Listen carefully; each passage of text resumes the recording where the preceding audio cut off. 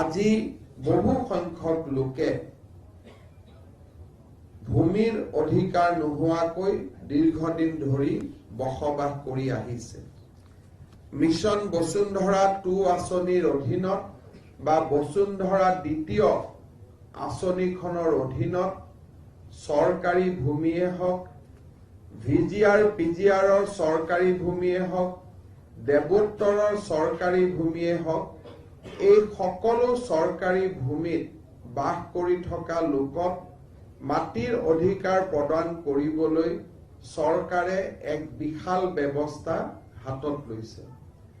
আৰু এই বিশাল ব্যৱস্থাৰ অধীনত গুৱাহাটী মহানগৰীৰ পাহাৰত বাস কৰি থকা লোকেই হওক, দেৱোত্তৰ ভূমিত বাস কৰি থকা লোকেই হওক, চৰকাৰী ভূমিত বা আমাৰ ইয়াৰ গোচৰণীয়া পথাৰসমূহত বাস কৰি থকা লোককেই হওক, আমি ভূমিৰ অধিকাৰ দিবৰ বাবে বদ্ধপৰিকৰ। মিছন বসুন্ধৰা প্ৰথম আঁচনিত ইতিমধ্যে গুৱাহাটীৰ বহু লোক উপকৃত হৈছে। মই আশা কৰোঁ মিছন বসুন্ধৰা দ্বিতীয় আঁচনিৰ অধীনত গুৱাহাটীৰ লোকে ভূমিৰ অধিকাৰ পাবলৈ সক্ষম হ'ব।